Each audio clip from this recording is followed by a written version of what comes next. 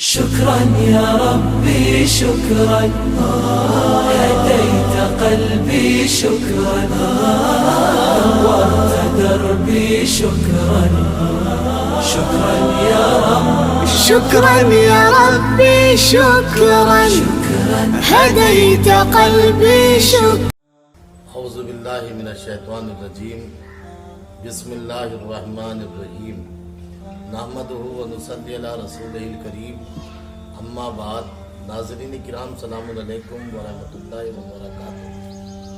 اسلامی طرز زندگی عنوان پر شیعہ یوتھ چینل کی جانب سے جو کانٹیسٹ ہو رہا ہے اس کے سلسلے سے میں آج اسلامی طرز زندگی کے موضوع پر آپ سے مخاطب ہوں۔ اسلامی تعلیمات کے مطابق زندگی گزارنا اسلامی طرز زندگی کہلاتا ہے۔ ہماری زندگی کا ہر شعبہ مطابق حکم اسلامی ہونا چاہیے، کیونکہ پروردگار عالم نے انسانی زندگی کے تمام شعبوں میں اپنے احکام اور اپنے تمام مسائل کو بیان کیا ہے۔ کہیں پر بھی انسان کو مضطرب اور مذبذب نہیں چھوڑا۔ ولادت سے لے کر آغوش موت تک اسلام نے تمام احکام کو بیان کیا ہے۔ اسی پر زندگی گزارنا اور اسی پر عمل کرنا اسلامی طرز زندگی کہلاتا ہے۔ اسلام نے کہا جب بچہ پیدا ہو تو اس کو مثلا سیدھے دائیں کان میں اذان کہی جائے اور بائیں کان میں اقامت کی کہی جائے۔ 7ویں دن مثلا اگر بچہ مذکر اور لڑکا ہے تو اس کی ختنہ کیا جائے، اس کے علاوہ عقیقہ کیا جائے اور ساتھ ساتھ اس کے کان میں سوراخ کیا جائے۔ یہ سب مستحبات ہیں۔ اور اسی طرح سے اسلام نے زندگی کے تمام احکام بیان کیے۔ لباس کیسے رنگ کا پہنا جائے، کس طرح پہنا جائے، کس مادے کا بنا ہوا ہونا چاہیے۔ مثال کے طور پر جو ہے سب سے افضل رنگ جو معصومین استعمال کیا کرتے تھے وہ سفید رنگ کا ہے۔ اس کے علاوہ رنگ برنگے کپڑوں کو منع کیا گیا ہے مرد کے لیے۔ اسی طرح سوتی کپڑا مرد کے لیے مستحب قرار دیا ہے اور حریر اور ریشم خالص کا حرام قرار دیا گیا ہے مرد کے لیے۔ اس کی تمام چیزوں کی ایک وجہ ہیں اور علتیں ہیں۔ اسی طرح اسلام نے کسی چیز سے منع نہیں کیا اور کسی چیز کو دعوت نہیں دی، بلکہ جس کام میں انسان کا فائدہ دیکھا اس کو جو ہے واجب قرار دیا اور مستحب قرار دیا، اور جس کام میں اس کا نقصان دیکھا اس کو جو ہے منع کر دیا، مکروہ قرار دیا اور حرام قرار دے دیا۔ اسی طرح کپڑا مثلا جو ہے پینٹ ہے یا مثلا جو ہے پاجامہ ہے اس کو بیٹھ کر پہننا چاہیے۔ اسی طرح جو ہے مثلا تزئین کے لیے بتایا کم سے کم انگوٹھی پہننا چاہیے۔ انگوٹھی بھی عقیق کی ہونی چاہیے۔ امام علی علیہ السلام سے حدیث ہے، سرکار دو عالم فرماتے ہیں اے علی تم عقیق کی انگوٹھی پہنا کرو، اس لیے کہ یہ وہ عقیق وہ پتھر ہے جس نے میری رسالت اور تمہاری ولایت کی سب سے پہلے جو ہے گواہی دی۔ اگر انسان جو ہے بغیر عقیق کی انگوٹھی کے نماز پڑھتا ہے 70 رکعت اور عقیق کی انگوٹھی پہن کر 1 رکعت پڑھتا ہے تو دونوں کا ثواب برابر ہو جاتا ہے۔ اس طرح جو ہے زندگی گزارنا اسلامی طرز زندگی کہلاتا ہے۔ اسی طرح جو ہے بتایا کہ مثلا جو ہے لوہے کی انگوٹھی، پیتل کی انگوٹھی پہننا یہ سب مکروہ ہے، بلکہ مستحب ہے۔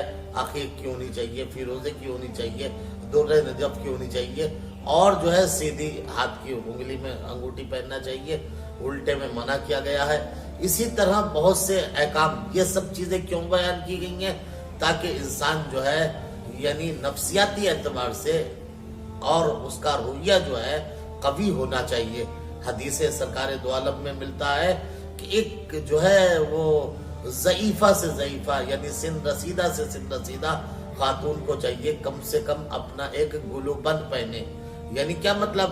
یعنی اسی طرح جو ہے اوبڑ کھابڑ زندگی گزارنے کو اسلام نے منع کیا ہے، بلکہ کہا ہے صاف ستھرے رہو اور تزئین کے ساتھ رہو، زینت کے ساتھ۔ زینت کرنا اسلام نے اس کو کیا ہے مطالبہ کیا ہے اور اس کی ترغیب دلائی ہے۔ اسی طرح خوشبو لگانا، اسلام نے کہا خوشبو لگاؤ۔ سرکار دو عالم فرماتے ہیں کہ محبت پیدا کرو اور سماج میں محبت کو بانٹو۔ کسی نے پوچھا یا رسول اللہ کیسے بانٹے محبت؟ آپ نے فرمایا تحفہ دے کر بانٹو. سرکار سے پوچھا بہترین تحفہ کیا ہے؟ سرکار نے فرمایا کسی کو خوشبو دینا. سب غور فرما رہے ہیں آپ؟ یعنی سب سے بہتر تحفہ جو ہے خوشبو دینا ہے. تو کسی کو آپ اگر تحفہ دے رہے ہیں تو خوشبو دیجئے. اس سے کیا ہوگا؟ محبت جو ہے سماج میں پھیلے گی. یہ بھی طرز زندگی کہلاتا ہے, اسلامی لائف اسٹائل کہلاتا ہے. اسی طرح سے جو ہے سماج کے اندر مثلا جو ہے اور دوسرے امور ہیں, دوسرے مثلا کوئی بیمار ہو جائے اس کی عیادت کو جاؤ, یہ اسلامی طرز زندگی ہے. میں نے آپ کو بار بار اسلامی طرز زندگی استعمال کر رہا ہوں لفظ. یعنی دیکھیے ایک ہوتا ہے رسومات پر عمل کرنا, ایک ہوتا ہے احکام اسلامی پر عمل کرنا. مثلا اسلام نے کہا جب بیمار کے پاس جاؤ عیادت کے لیے, اس کی بہت زیادہ تاکید کی گئی ہے.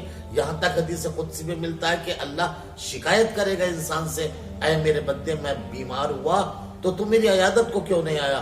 بندہ کہے گا پروردگار تو جسم نہیں رکھتا, تو بیمار کیسے ہو گیا؟ آواز آئے گی نہیں, تمہارے پڑوس میں تمہارا مومن بھائی بیمار ہوا تھا, تم اس کی عیادت کو کیوں نہیں گئے؟ اگر تم اس کی عیادت کو جاتے تو ایسا ہی ہوتا جیسے تم میری عیادت کو گئے. اور فرما رہے ہیں آپ عیادت کو جانے میں 4 چیزوں کا خیال رکھنا ضروری ہے, اسلام نے فرمایا. اسے کہتے آداب زندگی. پہلی بات یہ ہے جب تم عیادت کو جاؤ تو خالی ہاتھ نہ جانا. غور کریے گا ہمارے یہاں کیا طریقہ ہے, خالی ہاتھ چلے جاتے ہیں اور جو ہے اس کے پاس بیٹھ کر جو ہے آ جاتے ہیں. نہیں, اسلام نے کہا جب جاؤ تو خالی ہاتھ نہ جانا, بلکہ یہ دیکھنا کہ اس کو جو ہے کون سی بیماری ہے, اس بیماری میں کیا چیز کی ضرورت زیادہ ہوتی ہے. ڈاکٹر نے پھلوں کو کہا ہے, ڈاکٹر نے جوس کو کہا ہے, آخر کس چیز کو کہا ہے؟ جو چیز آپ بہتر سمجھے وہ چیز اس کے پاس, بیمار کے پاس لے کر جائیں. آپ کو نہ معلوم ہو تو کچھ نہ کچھ لے کر جائیے, ایک بات. دوسری بات جو ہے وہاں جا کر زیادہ نہ بیٹھیں, بہت کم بیٹھیں. سرکار دو عالم فرماتے ہیں سب سے بہترین عیادت جو ہے اقفھا, یعنی بہت کم بیٹھنا ہے, یعنی بہت کم جو ہے وہاں پر اس کو زحمت دینا ہے. 2 باتیں ہو گئی. تیسری بات یہ کہ وہاں جب بیٹھو تو پھر وہاں دنیا داری کی باتیں نہ کرو, بلکہ اس کی دلجوئی کرو. ہاں آپ بہتر ہو جاؤ گے. اب تو کوئی بھی بیماری نہیں ہے. بہت سے لوگ, ہمارے سماج کا کیا حال ہے, بیمار کے پاس جاتے ہیں اور اپنا دکھڑا رونے لگتے ہیں, ارے یہ تو مجھے بھی بیماری تھی, یہ تو اسے بھی بیماری تھی, یہ تو یہ فلاں تھا. آپ اس طرح نہ کہیے. جیسا کہ بہت سے مثلا یہ مشہور ہے کہ ہندوستان کے اندر جو ہے بیمار کم ہے, ڈاکٹر زیادہ ہیں. کیا ہوتا ہے وہاں جا کر بیمار کے پاس جا کر اس کو 70 رنگ کا جو ہے علاج بتانے لگتے ہیں. ایسا نہیں, اسلام نے کہا, اسی کو تو کہتے ہیں طرز زندگی, اسلامی طرز زندگی. اسلام نے کہا اس کے پاس جا کر اس کے لیے کیا کہو کہ تمہاری طبیعت پہلے سے صحیح ہو رہی ہے, اس طرح سے انشاءاللہ صحیح ہو جاؤ گے. یہ بات 3 باتیں ہو گئی. چوتھی بات, جب وہاں سے اٹھو تو دعا کر کے اٹھو, پروردگار صدقے میں آل محمد کے اس کو شفا دے دے.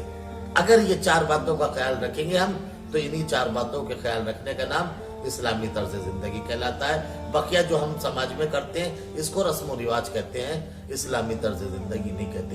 السلام علیکم ورحمۃ اللہ وبرکاتہ. شكرا يا رب, شكرا يا رب, يا منزل القرآن, يا خالق الإنسان, يا رب يا رحمن. شكرا يا رب, شكرا يا رب, يا منزل القرآن, يا خالق الإنسان, يا رب يا رحمن. شكرا يا